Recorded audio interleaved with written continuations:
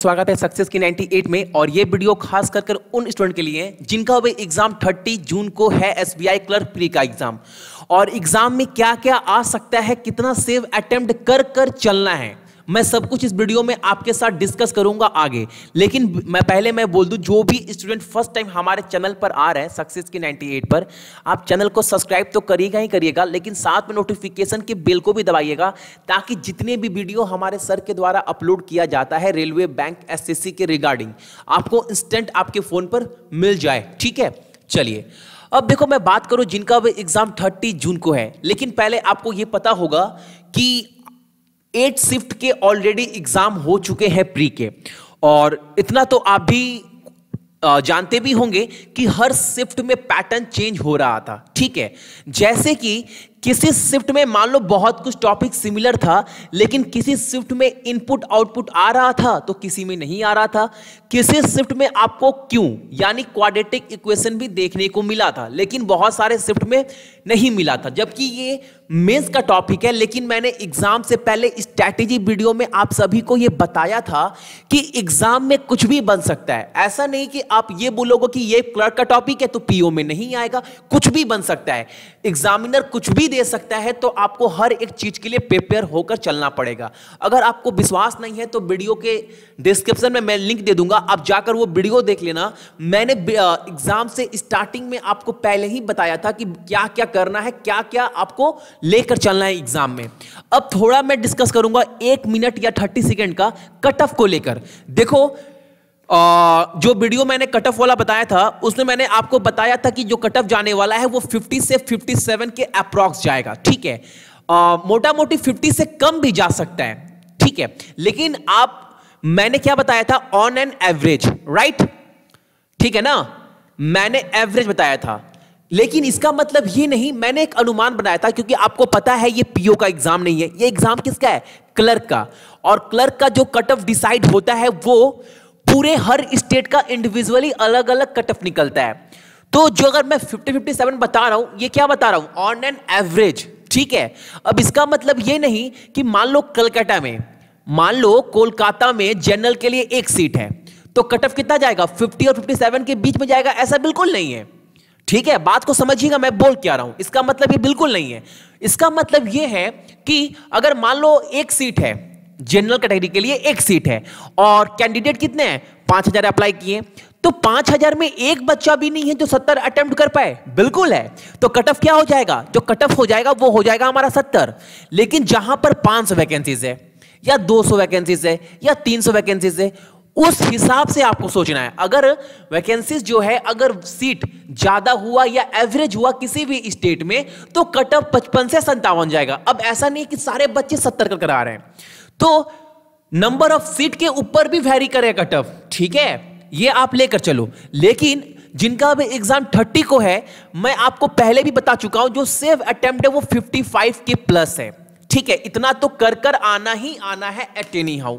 लेकिन देखो, अगर मैं पहले टॉपिक को एनालाइज करूं मैथ को लेकर, तो जो मैथ के एग्जाम में जो टोटल 8 शिफ्ट का एग्जाम हुआ, सीरीज, सिंप्लीफिकेशन, नंबर सीरीज और रॉन्ग नंबर सीरीज भी एग्जाम में आ रहे थे। तो आप याद रखिएगा, आपको दोनों प्रैक्टिस करना है। ठीक है, डीआई कुछ भी आ सकता है, जैसे कि कैसलेट भी देखने को मिला, उसके बाद से आपको टेबुलर, पाई चार्ट, बहुत कुछ आपको देखने को मिला है डीआई में।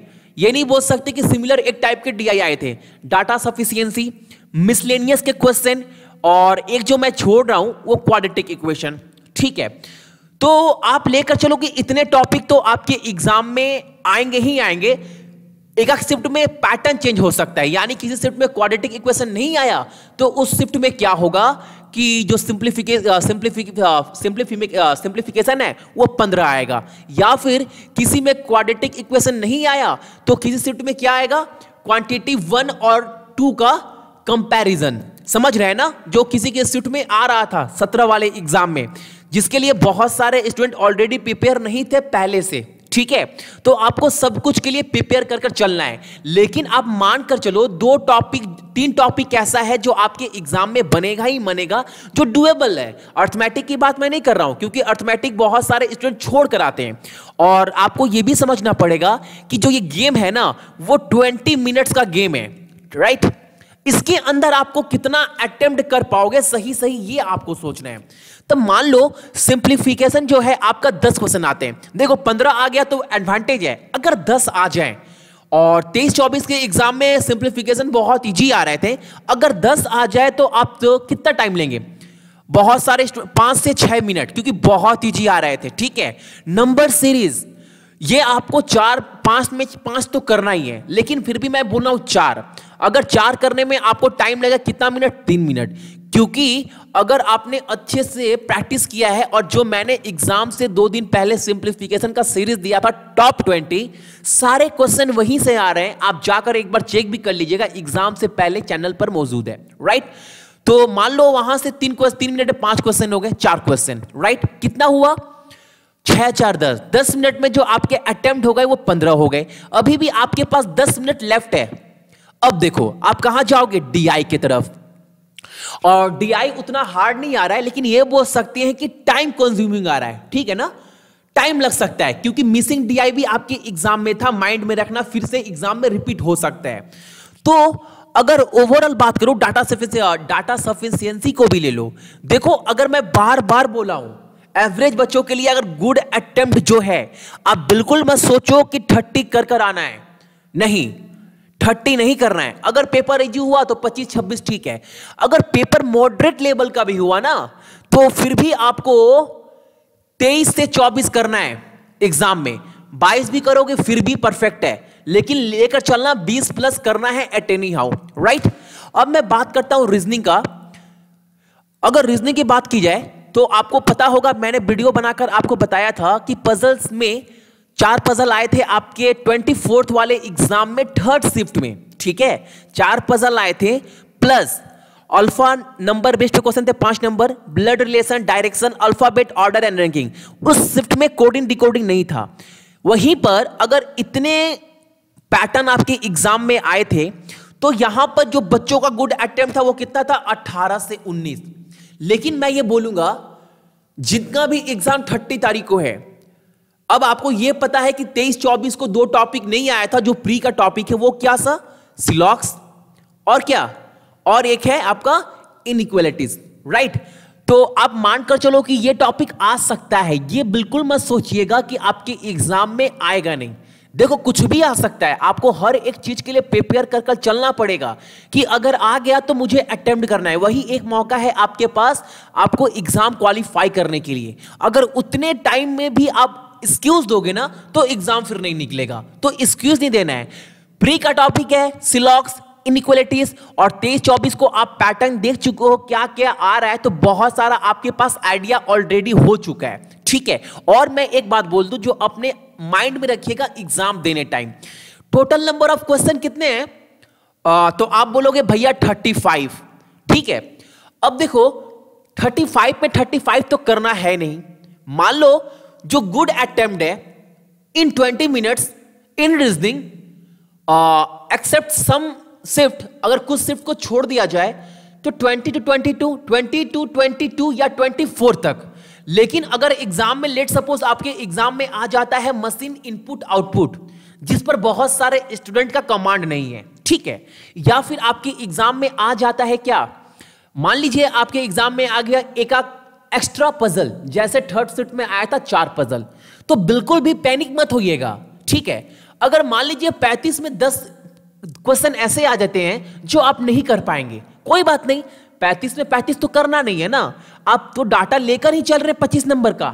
ठीक है, तो एक पजल छोड़ दो और एक मशीन इनपुट आउटपुट आ गया तो छोड़ दो। लेकिन याद रखिएगा एक पजल छोड़ रहे हैं, ऐसा बिल्कुल नहीं है कि आपके एग्जाम में 4 पजल आएगा साथ साथ में एक मशीन इनपुट आउटपुट आएगा, यानी 25 नंबर तो यही कवर कर लिया। अब मिसलेनियस में 10 नंबर, इतना तो खराब पैटर्न नहीं जा सकता। राइट, अगर मशीन इनपुट आउटपुट आता है तो पजल 3 आएंगे, अगर मशीन इनपुट आउटपुट नहीं आता है, कुछ अलग पैटर्न आता है, तो जो पजल है वो 4 आएंगे या 3 आएंगे। ठीक है, मैं बता रहा हूं आपको क्या क्या लेकर चलना है एग्जाम में। तो ओवरऑल मैं बोल रहा हूं आपको 25 नंबर लेकर चलना है रीजनिंग में एट एनी हाउ। राइट, अभी तक कितना हो गया मैथ और रीजनिंग को मिलाकर, तो 25 + 22 अब ऐड भी कर दो ना तो 45 प्लस आपको अटेम्प्ट करने हैं। यहां पर आप कोई सा भी एक्सक्यूज नहीं दे सकते कि भैया ये मिस हो गया, ये नहीं हो पाया। ये बिल्कुल आप एक्सक्यूज देना ही मत एग्जाम खत्म होने के बाद। इसलिए मैं बार बार बोल रहा हूं 60 मिनट का जो गेम है ना, उसको आप बहुत बेहतरीन तरीके से खेलिएगा, अपना मास्टर स्ट्रोक देकर आइएगा एग्जाम में, ठीक है। अब जो मोस्ट इंपॉर्टेंट टॉपिक है, जिसके कारण बहुत सारे स्टूडेंट्स का जो क्वांटिटी है, क्वांटिटी मैं क्या बोल रहा हूं, क्वांटिटी यानी नंबर ऑफ क्वेश्चन के जो अटेम्प्ट है वो क्या हो रहे थे, वो इंक्रीज हो रहे थे, राइट। अगर मान लो कोई भी स्टूडेंट रीजनिंग और मैथ मिलाकर 45 अटेम्प्ट कर रहा है, ठीक है ना, और इंग्लिश में वो 20 मिनट में 30 अटेम्प्ट कर रहा है, तो उसका नंबर ऑफ क्वेश्चन अटेम्प्ट हुआ कितना। और वो एग्जाम से निकलकर बोल क्या रहा है कि जो नंबर ऑफ क्वेश्चन उसने अटेम्प्ट किया है वो 75, ठीक है ना, समझिएगा 75। अगर मैं आपसे पूछूं या किसी बच्चे से या किसी भी स्टूडेंट से या फिर उस स्टूडेंट से जिसने 75 अटेम्प्ट किया है कि रीजनिंग और मैथ में आपने कितना अटेम्प्ट किया है, तो उसने लेट सपोज बोला 45। अच्छा एक बात बताओ, उस 45 में आपके चांसेस है क्या कोई क्वेश्चन गलत हो जाए? तो बहुत ज्यादा चांसेस है। मान लो 100% वो बोला नहीं भैया एक भी क्वेश्चन गलत होने के चांसेस नहीं है, ठीक है। अब मैं उससे पूछूंगा कि आपके इंग्लिश में अटेम्प्ट कितने हैं, तो वो बोलेगा 30।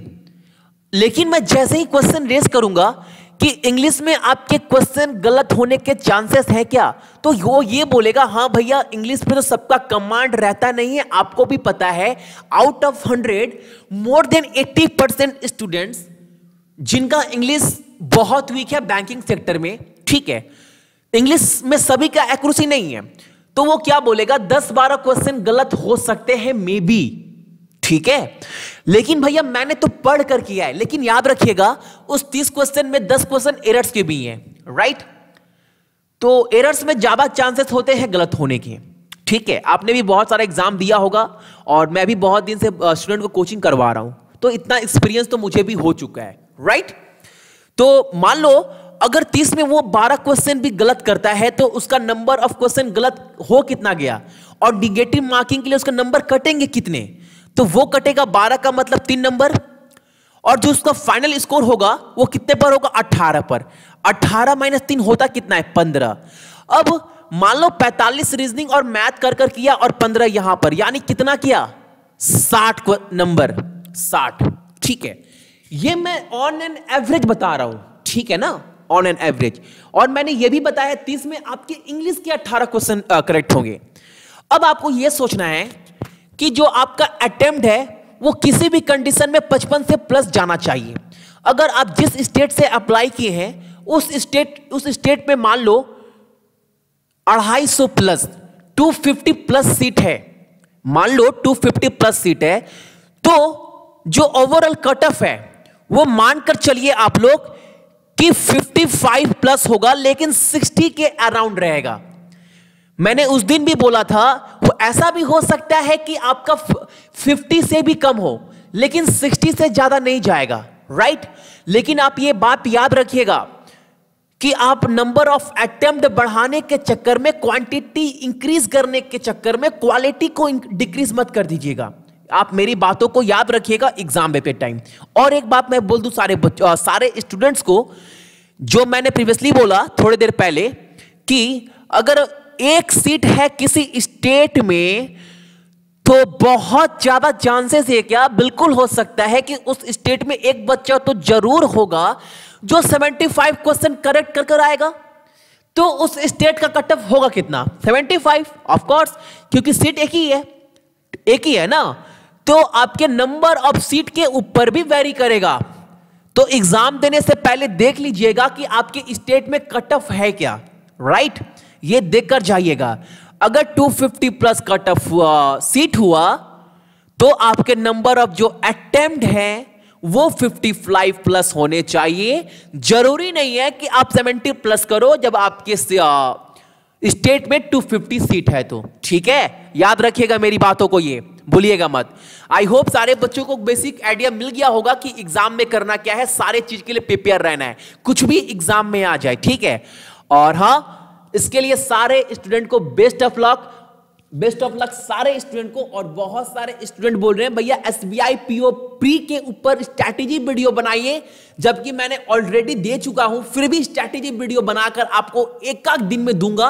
अपनी तैयारी स्टार्ट रखिएगा, रोकिएगा मत, क्योंकि प्री का एग्जाम आपने ऑलरेडी दिया है, तभी आप एसबीआई पीओ का फॉर्म फिलअप किए, तो आप एक फ्लो में हैं।